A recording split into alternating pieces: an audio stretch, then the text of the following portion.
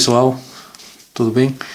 Bom, nessa oportunidade vamos iniciar uma série de vídeos com respeito ao assunto de torção, tá bom? Torção geralmente, é produzido por torque, né? Vem do efeito do torque que se produz a uma determinada seção de um eixo, tá bom? As unidades de torque vocês vão verificar em qualquer literatura, né? É Newton vezes metro, tá bom? E existe uma diferença com respeito a momento, tá bom? Momento. As unidades de momento também são Newton vezes metro, tá bom? Mas de que maneira reconhecer quando é torque e quando é momento, tá? Momento, na verdade, é produzido uma vez que você tem uma viga, certo?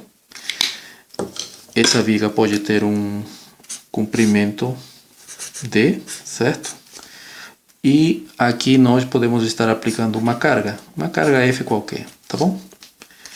Então, esse momento vezes essa força vezes distância, perdão, certo? Vai gerar momento.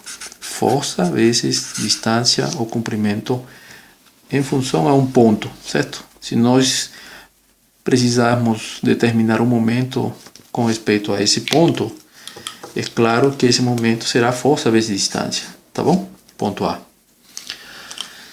Pronto. Mas qual seria a outra característica? Bom, se você aplica essa carga F, você vai verificar que você vai criando uma deflexão aqui, certo? Aqui você vai criando uma deflexão. Então, no momento que nós analisemos quanto pode produzir de deflexão essa carga, vai depender muito dessa distância, tá bom? E o que acontece com o torque? O torque já envolve outra característica, porque o torque sempre vai produzir uma variação de ângulo de uma seção transversal com respeito à outra. O que quer dizer? Embora o torque também é produzido por uma força, mas o torque leva em consideração sempre a força ou o fenômeno que pode produzir com respeito a um raio de giro de uma seção transversal, tá bom? Então, se você verifica aqui, quando você aplicar uma força com respeito a essa distância radial muito próxima da parte externa dessa seção circular, vamos dizer assim, certo? Ela vai produzir um momento torsal, tá bom? Sim, mas então o torque também não é força vezes distância? Sim. O que acontece é que se você tomar em consideração um ponto A aqui, certo? À medida que você vai aplicando o torque, verifica-se que esse ponto A sofrerá uma variação de posição, certo? Então quer dizer que ela vai ter um ângulo de giro aqui, tá bom? Esse ângulo de giro é conhecido com essa nomenclatura da letra φ grega, tá bom? Então, a diferença de esse tipo de análise, podemos dizer que torque também é igual a força vezes essa distância radial aqui, tá bom? Vamos poder denominar com a letra C para alguma nomenclatura, tá bom? Pronto. Embora seja o Rho, né? Bom, vamos botar Rho aqui, gente, tá bom? Para vocês, depois vocês vão encontrar a diferença entre uma e outra, tá bom? Então, aqui está a diferença essencial entre torque e momento, tá certo? Pronto. Mas por que é importante estudar essa parte de torque? Porque dentro da matriz ou da grade curricular ou da ementa de uma disciplina como resistência dos materiais, a gente tem que analisar torque. Repara que o torque basicamente nos serve para saber justamente qual poderia ser a dimensão do diâmetro aqui desse eixo de um rotor, tá bom? Repare que esse aqui é o motor de um ventilador, certo? E para esse material, certo? É um aço já especial, certo? Não é um aço qualquer. Então, para esse material, para essas condições dele, ele possui um diâmetro aqui, bom, mais ou menos 6 milímetros, né? Pode ser 1/4 de polegada, um pouquinho a mais, tá bom? E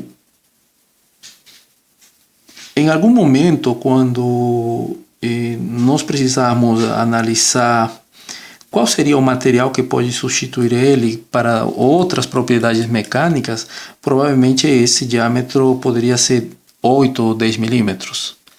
Então, nós poderemos, em algum momento, calcular para tal propriedade mecânica de um material a dimensão certa dele, tá bom? Mas é claro que existem outros tipos de peças, né? Verifica-se aqui esse motor já um pouco menor, né? Repara que aqui, com certeza, ele vai transmitir menor potência. Se ele transmite menor potência, então quer dizer que o diâmetro desse eixo aqui terá que ser menor também, né?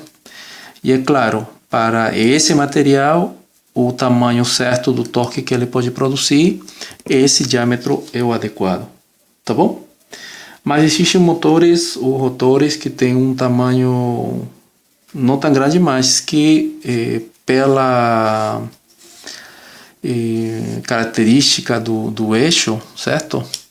Ele pode também possuir um diâmetro menor, mas transmitir uma potência grande, né? Esse aqui é de uma máquina de costura, certo? E para o trabalho dele, esse diâmetro aqui do eixo, certo? É o mais adequado, tá bom? Assim como existem eixos maciços quando não existe um determinado não é vazado, né? E provavelmente também vocês vão se deparar com esse tipo de eixos, tá bom? Onde são vazados, tá bom? Então, simplesmente estou mostrando isso aqui porque em algum momento, em alguns problemas, provavelmente o eixo é vazado. Então, se refere justamente a esse tipo de desenho, tá bom? Então, a tarefa às vezes será encontrar justamente a espessura dessa seção circular aqui, tá bom? Mas torque não simplesmente se pode calcular a partir de uma seção circular. Então, para nosso trabalho sempre foi mais simples produzir eixos de seção circular, claro. Mas também pode se calcular o torque que você deverá aplicar a um eixo ou a uma viga, uma barra de seção quadrada, triangular, retangular e por aí vai, tá bom? Torção, como eu lhe comentei, deve ser estudado a partir da transmissão de potência. A transmissão de potência pode ser para produção de energia ou para sistemas móveis, certo? Desde máquinas de panificação, certo? Sistemas de motrizes, tais como carros, pode ser navios, pode ser sistemas de agricultura e por aí vai, tá bom? Também temos na parte de geração de energia, que vêm a ser as turbinas, tá? Então, dependendo do tamanho da grandeza, perdão, da potência que você vai gerar, você vai precisar ter um eixo capaz de poder suportar essa potência, tá bom? Vamos imaginar aqui uma turbina Pelton, né? Essa turbina Pelton, claro que vai ser movimentada com respeito a um jato de água, né? Certo? Se for Pelton, grandes quedas, né? Grandes quedas e avação, né? Provavelmente você vai encontrar também com essa simbologia, ou Q ou V, né? e baixas bações. Então, para essa turbina Pelton, nós vamos sempre, já que nós estamos produzindo a partir de uma energia cinética, vamos acoplar aqui um gerador, certo, de energia, e nosso trabalho justamente será calcular esse diâmetro aqui desse eixo, tá bom? Esse diâmetro, o diâmetro. De que vai depender o diâmetro aqui? Bom, vai depender da potência e da velocidade angular dele, tá certo? E a velocidade angular vai sempre, que nós calculemos essa parte, esse deverá estar no sistema internacional, que é radianos. Então, quando você tem RPM, você deverá transformar ele a radianos, tá bom?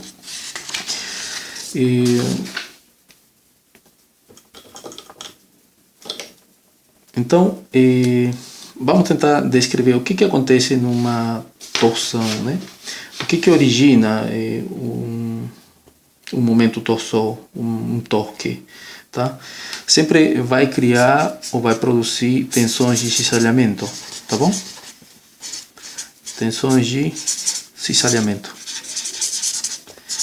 E se produz tensões de cisalhamento, ele vai produzir corte. Em algum momento, esse eixo que você conhece, ele vai cortar devido ao torque que supera a tensão de cisalhamento admissível do material e ele quebra, tá bom? Então, a outra coisa que ele produz, gente, é um deslocamento angular. Deslocamento angular. Tinha comentado com você que para essa análise, certo? Quando você aplica momento, é claro que essa desviação aqui entre A' é provavelmente uma distância imperceptível, mas ele provoca esse deslocamento angular, tá bom? De uma seção transversal, certo? De uma com respeito à outra, tá bom? Então, para não entrar muito na parte matemática, certo? Mas sempre é bom comentar sobre que essas tensões de cisalhamento vão estar em função sempre da distância radial, certo? Que vai se afastar a partir do centro da seção circular, né? Vamos dizer assim. Então, à medida que ela vai se afastando desse ponto, tá? A tensão produzida sempre será maior, tá bom? Então, nós teremos aqui uma tensão de cisalhamento máximo, certo? E aqui teremos uma tensão zero, né? Para uma distância radial zero, certo? Quando ρ seria zero. Então, a tensão de cisalhamento será zero. E quando o valor de ρ seria igual a C, certo? C para... falamos igual a C para acompanhar a nomenclatura na literatura, tá bom? Então, nós teremos um tal que será um tal máximo, tá bom? Justamente aqui na parte externa dessa seção. Essa parte de tensões, elas se resolvem a partir de... considerando, certo? Um sistema estaticamente indeterminado. E quando os sistemas partem para estaticamente indeterminados, é bom usar mais a geometria em relação de um com o outro, tá bom? O que quer dizer? Vamos imaginar um eixo, certo? Aqui.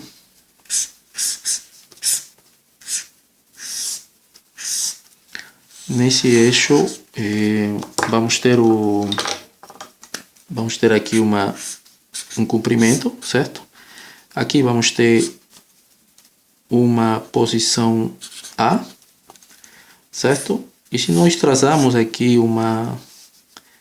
um ponto que pertence, vamos imaginar aqui um conjunto de macarrões, certo? Antes de cozinhar, claro, né? Quando você vai girando o macarrão assim, nesse sentido, você vai perceber que o macarrão que estava nessa posição horizontal, certo? Aí começa a se deslocar um com respeito ao outro, né? Igual que aqui, né? Repara aqui que quando eu começo a aplicar um torque, imagina como ele está fazendo. Está vendo que essa posição horizontal já na verdade se deslocou. Então, se nós aplicamos esse conceito, nós vamos verificar que esse ponto A agora estará aqui nesse ponto A', tá bom? Se nós analisarmos então o que se forma aqui, certo? Vamos verificar que nós vamos formar dois ângulos. Um, que seria esse ângulo de deformação por cisalhamento, denominado pela letra gama, certo? E aqui um ângulo de giro, terminado pela letra φ, tá bom? Para esse tipo de análise, então, nós vamos dizer que vai se formar um arco de circunferência aqui, uma fração, uma porção de arco de circunferência, que se eu analisar com respeito a essa parte do eixo, eu vou dizer que esse arco de circunferência A' será definido por gama vezes L. Mas, além de analisar ele a partir dessa referência, eu posso analisar com respeito a essa seção transversal do eixo. Posso dizer que então ele é igual a φ, certo? Vezes quem? Vezes o raio aqui, tá bom? Que para a nossa análise inicialmente será igual a ρ, tá bom? Pronto. Então, dessa maneira eu posso dizer que posso relacionar esse ângulo de deformação por cisalhamento com o ângulo de giro. Mas esse tipo de torções, eles também obedecem à lei de Hooke, tá bom? Essa lei de Hooke, se vocês lembram, para análise de deformação tensão, né, deformação longitudinal, que dizia, ela dizia que o sigma, certo? Era igual ao módulo de elasticidade vezes a deformação unitária. Para torção, vai dizer que a tensão de cisalhamento é igual ao módulo de rigidez, certo? Vezes quem? Vezes a deformação angular, a deformação por cisalhamento na parte longitudinal do eixo, tá bom? Esse valor G, na verdade, é o módulo de rigidez, certo? Módulo de rigidez, tá bom? As unidades dele são determinadas em Pascal, né? É claro que pela ordem de grandeza esse módulo de rigidez muitas vezes alcança valores de gigapascal, né? E por aí vai. Esse valor de gama, certo? Que pertence à deformação por cisalhamento, é um ângulo, certo? Aquele ângulo que eu já tinha mostrado no início, né? E esse ângulo vai ser representado sempre no sistema internacional e as unidades dele serão radianos, tá bom? Não esquecer disso. Então, cada vez que você encontra um ângulo de cisalhamento em graus sexagesimais, né? 1 grau, 2 graus, você deverá transformar para radianos, tá bom? Pronto. Então, nós temos então aqui a lei de Hooke, certo? E temos a análise devido ao sistema estaticamente indeterminado, onde só se resolve mediante as hipóteses ou planteamento geométrico, tá bom?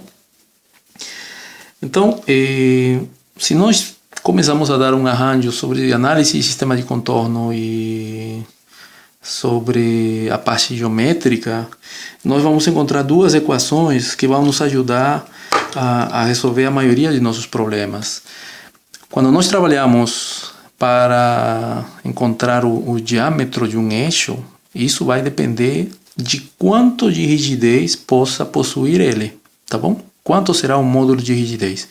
O módulo de rigidez vai te determinar o quanto ele se opõe ao corte por cisalhamento, tá bom?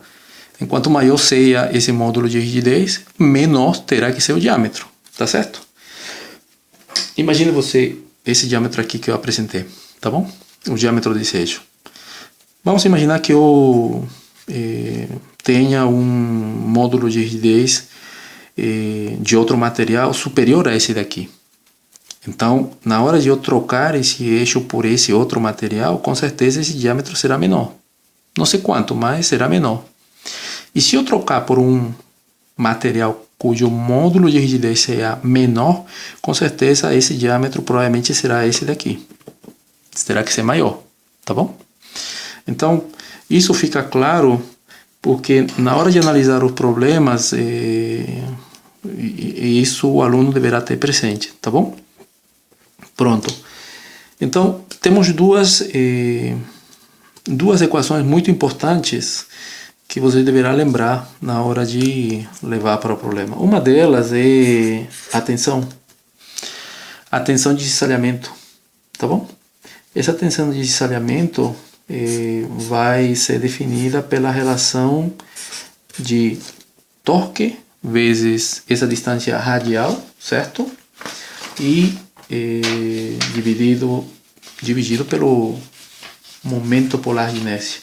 Mas o que é o momento polar de inércia, gente? O momento polar de inércia, na verdade, é quanto que precisa esse torque para poder movimentar essa seção, tá bom?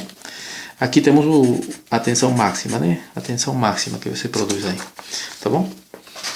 Então, essa tensão máxima, como eu já tinha comentado nesse exemplo, certo? Nesse desenho, é aquela justamente que se apresenta quando essa distância radial assume o valor de C, ou C igual a R, né? O raio da seção circular, tá bom? Da circunferência. Pronto. Então, aqui vamos dizer que T é igual a torque, e torque tem por unidades Newton vezes metro. O C, na verdade, é a distância radial, tá bom? Distância radial. Agora, vocês vão me desculpar aqui, é porque raio é assim, né? E a distância radial, será que é assim, gente? Bom, deixo isso para vocês, tá bom? A distância radial. E J, certo? É o momento polar de inércia. Momento polar de inércia. O momento polar de inércia na análise adimensional, ele está representado por metros à la quarta, tá bom? Metros à la quarta. Pronto. E a outra equação é justamente esse ângulo de giro. O ângulo de giro será T vezes L dividido por J vezes G, tá bom? Então, com essas duas equações, gente, você resolverá a maioria de seus problemas nessa parte de torque, tá bom? Então, aqui nós já temos T de torque. Então, vamos definir aqui L do comprimento do eixo. E comprimento, gente, se define em metros, né? Tá bom? G é o módulo de rigidez, que está definido em Pascal, certo? Então, aqui temos tudo já. Mas quem é o J? Como encontro o J? O que é o módulo, o momento polar de inércia? O momento polar de inércia, gente, na verdade é o quanto, com respeito ao tamanho dele, pode se apresentar uma oposição tanto ao ângulo de giro ou ao deslocamento. Inércia. Tem que ver muito com essa parte, inércia. Tá bom? Então vamos encontrar o momento polar de inércia. Vai depender muito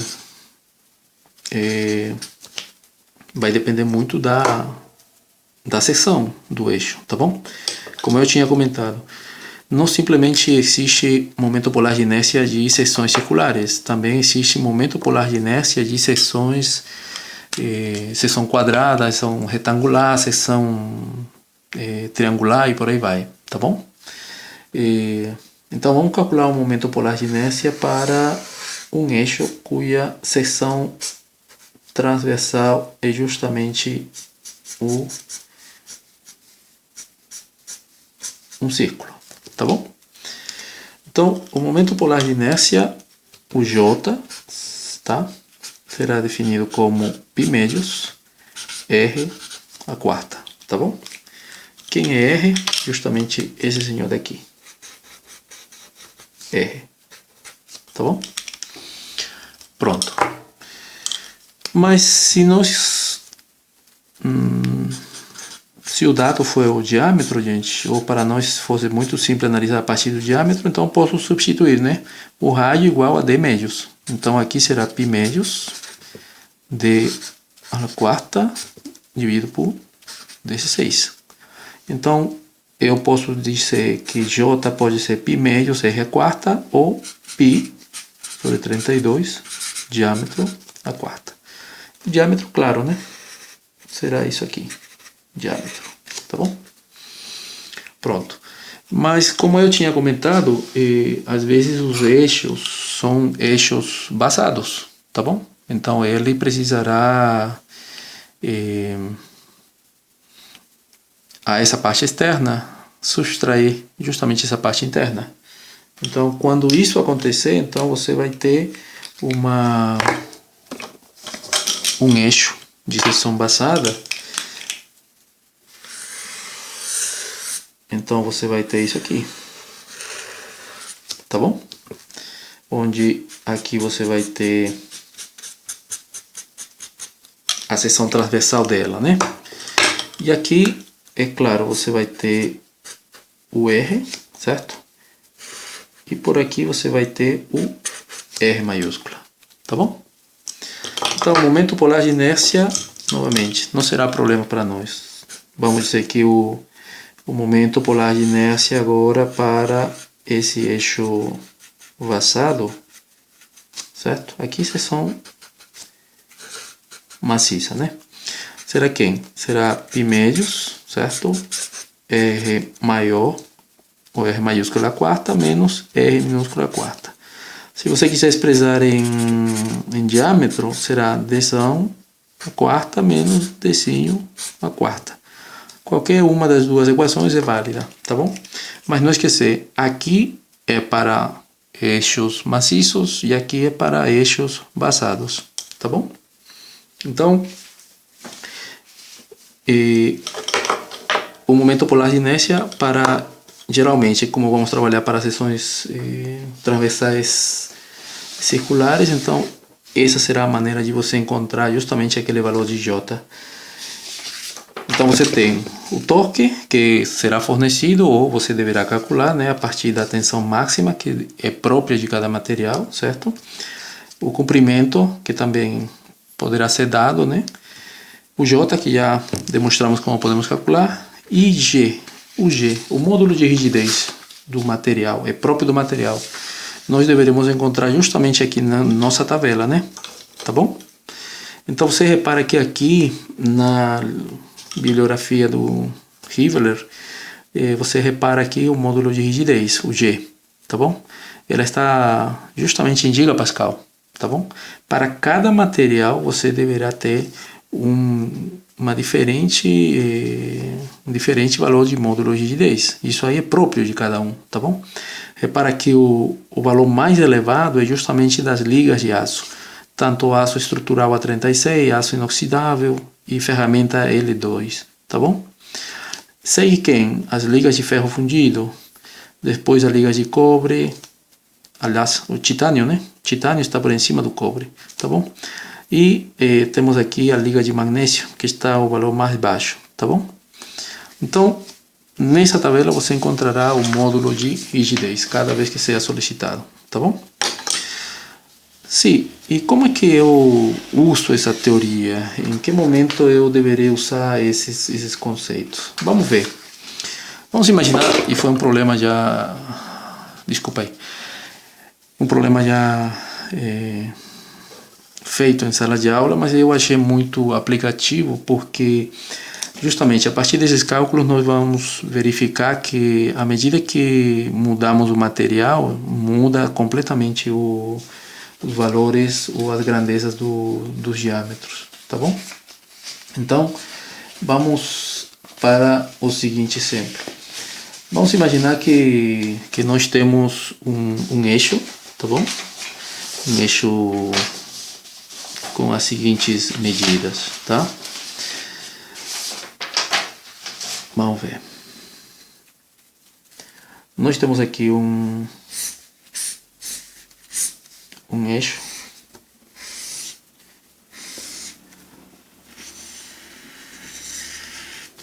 e nós vamos ter a seguinte condição: é um eixo de titânio, tá certo?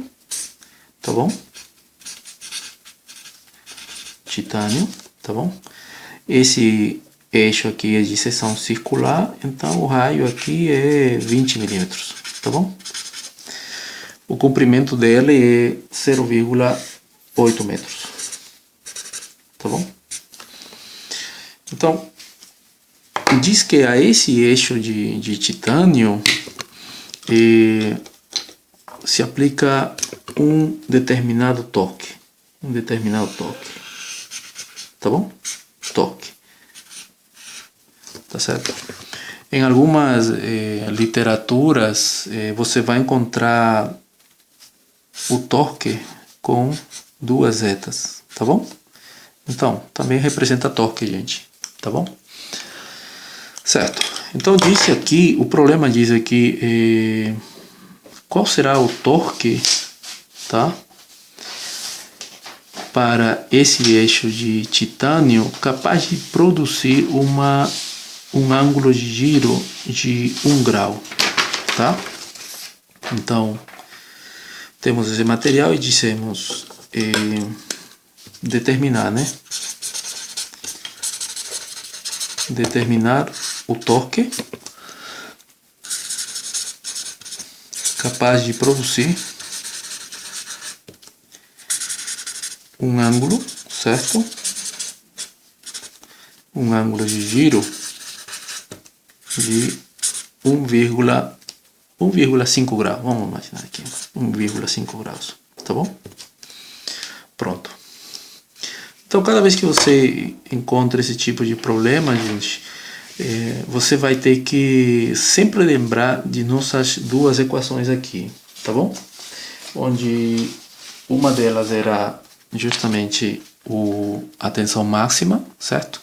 E outro era o ângulo de giro produzido numa seção transversal, tá bom? Então, vamos dizer que esse ângulo de giro é igual ao torque vezes L dividido por J dividido por G, tá bom? É justamente o torque que nós queremos determinar. O ângulo é dado do problema, certo? O J, devido ao raio da seção transversal, também nós vamos poder calcular. Nós dissemos que é de titânio, então nós vamos poder pegar da tabela, certo, de propriedades mecânicas, o valor de G. E o comprimento do eixo também é o valor que é fornecido. Então, vamos ter que simplesmente fazer uso de nossa equação, certo? E dizer que o ângulo de giro que eu desejo produzir é 1,5 graus. Mas lembra que esse ângulo deve estar no sistema internacional, ele deve estar em radianos. E eu sei que para poder transformar esse ângulo que está no sistema sexagesimal, eu deveria transformar para radianos. E a maneira simples de fazer isso é justamente através desse fator de conversão, certo? Então aqui é um fator de conversão, gente, tá bom? Então esse fator de conversão vai nos ajudar justamente a transformar esse 1,5 graus a radianos. Acabou o assunto. Vezes quem? Igual a quem? Ao torque, o torque que eu desejo encontrar para o titânio, né? O titânio, vezes o comprimento, lembra a equação, né? O comprimento, segundo o dado do problema, gente, esse comprimento aqui do eixo é 0,8 graus. 0,8 metros, perdão, tá bom? Então, vamos dizer aqui que vezes 0,8, tá bom? Dividido pelo J, que é o momento polar de inércia, tá bom? Para esse cálculo, nós dissemos que o raio é 20 milímetros. Se nós transformarmos isso aqui a metros, todo no sistema internacional, gente, vamos ter 0,02. Então, será π médios, certo? 0,02. Não esquecer, elevado à quarta, e já temos o momento polar de inércia. Vezes o módulo de rigidez, G. Tá bom? Esse G terei que ir para a tabela, certo? E na tabela, para o titânio, gente, repara aqui. Esse módulo de rigidez é 44, tá bom? Então vamos pegar esse módulo de rigidez. É 44 gigapascal. Então, vezes 10 a nona, tá bom? Repara que a partir dessa equação eu já posso determinar justamente quanto deverá ser o torque para essa barra de titânio, certo? Que vai me produzir justamente essa variação de 1,5 graus sexagesimais, tá bom? Esse valor é 361,88, que coisa? Newton vezes metro. Sempre no sistema internacional, gente, tá bom? Pronto. Então, para esse torque, eu vou conseguir produzir, para essas características do eixo, eu vou produzir um ângulo de giro de 1,5 graus. Mas vai que tu tenta mudar o material. Então vamos dizer, o que aconteceria se o material não for de titânio, for de aço inox, tá bom? É de aço inox. Eu vou querer produzir o mesmo efeito, 1,5 graus. O comprimento é o mesmo, o raio desse eixo é o mesmo, mas eu vou precisar agora saber quanto de torque deverei produzir ou aplicar para exercer o mesmo ângulo de giro. Então, vou dizer 1,5 graus, certo? Vezes o fator de conversão, sempre, certo? Vezes o torque agora para o aço, vezes o mesmo comprimento do eixo, certo? Dividido por quê? Pelo mesmo momento polar de inércia, em função do raio aqui, gente. Vezes quem? Aqui novamente eu tenho o G. Mas será o G de quem? Do aço inox. Então, novamente, deverei ir para a minha tabela, procurar aqui o aço inox, certo? E verifico que esse valor do módulo de rigidez, certo? O módulo de elasticidade transversal é 75 gigapascal. 75 gigapascal. Então, 75 vezes 10 a nona. Então, vou encontrar meu torque necessário para meu eixo de aço inox, certo? Para produzir esse ângulo de 1,5 graus. Tá bom? Novamente. Para esse material, eu tenho que aplicar 616,85 Newton metro. Pronto. Eu já posso tirar uma conclusão aqui, gente, que quando esse módulo de rigidez aumenta, o torque que eu precisarei também tem que aumentar. Enquanto mais rígido ele, então deveria aplicar maior torque para poder causar o mesmo efeito. Tá certo. E o que acontece se agora eu digo, vou trocar por alumínio. Verifica que vai ser a mesma equação, 1,5 π dividido por 180 graus, certo? Igual a quem? A um torque do alumínio vezes 0,8 π médios 0,02 elevado à quarta vezes o módulo de rigidez. Novamente, gente. Vamos analisar para um alumínio muito clássico que a gente já trabalha muito, tá bom? 6061 T6, tá? Então, para esse alumínio, eu vou dizer aqui, gente. Vamos ver aqui, alumínio 6061 T6. O módulo de rigidez é 26. 26 gigapascal. 26 vezes 10 a nona. Para esse material, o torque que deveria aplicar para o alumínio será de 213,84 Nm. Novamente, segue a relação. Para um material menos rígido, o torque será menor, tá bom? O torque será menor. Então, uma vez calculado esses valores, agora o que acontece? Se eu tenho o torque do titânio, vamos tentar encontrar o raio, em caso eu quiser trocar pelo aço inox, tá bom? Então eu tenho meu eixo de titânio, eu tenho meu torque, certo? Mas agora, como esse aqui é o torque que vai sofrer esse eixo, agora eu vou trocar por um aço inox, CW. E eu vou encontrar esse raio que será capaz de suportar esse torque. Ah, tá certo. Então eu vou dizer, eu vou produzir se o eixo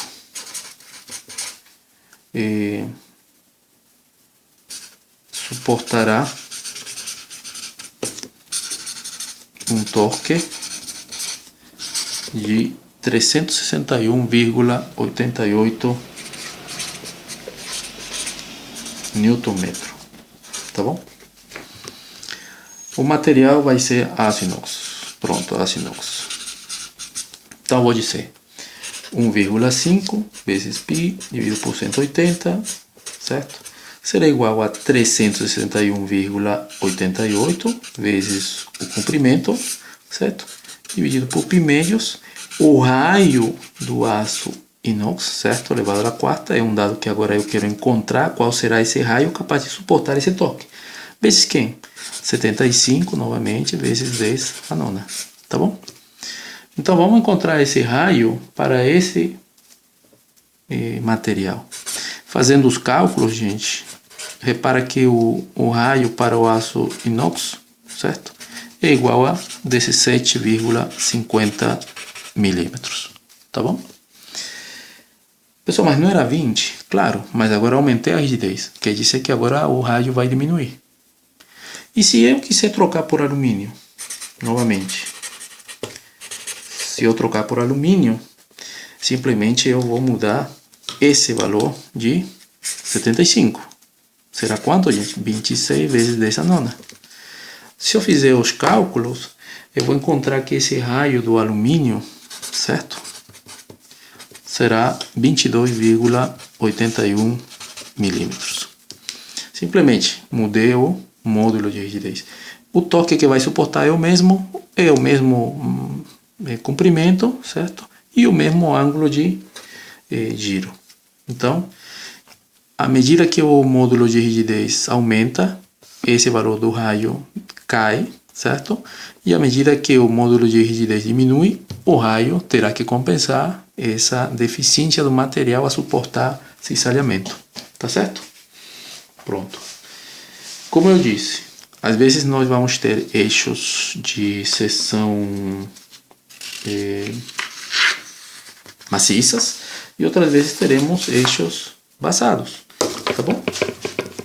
Então vamos dizer que para um eixo vazado, justamente esse daqui, gente, nós vamos ter esse raio aqui, o raio, certo, de 25 milímetros. Já não é 20, agora é 25. E o problema aqui é saber justamente quanto será essa parede desse eixo, tá bom? Então, para o aço inox, certo? Eu tenho esse R aqui de 25, R maiúscula, certo? E o problema aqui é saber justamente quanto será esse R minúsculo aqui, tá bom? Esse que está querendo saber. O efeito é o mesmo, o torque que eu vou aplicar agora em função da análise inicial, certo? O torque é igual a 361,88 Newton vezes metro. O ângulo de giro será novamente 1,5 graus, certo? E o módulo de rigidez para o aço inoxidável é 75 gigapascal, tá bom? Gigapascal. Então, eu vou dizer que 1,5 graus vezes π dividido por 180, certo? Será igual ao torque de 361,88 vezes o comprimento dele, dividido pelo momento polar de inércia. Se nós lembrarmos sobre o cálculo do momento polar de inércia para esse tipo de eixos, certo? Nós vamos ter, certamente, o momento polar de inércia será π médios R maior a quarta menos R menor a quarta, certo? Então, vamos ter aqui π médio, certo? O R maior será 0,025 elevado à quarta menos o R que eu quero calcular elevado à quarta, certo? Vezes quem? Vezes o módulo de rigidez, 75 vezes 10 a nona, tá bom? Para esse cálculo aqui,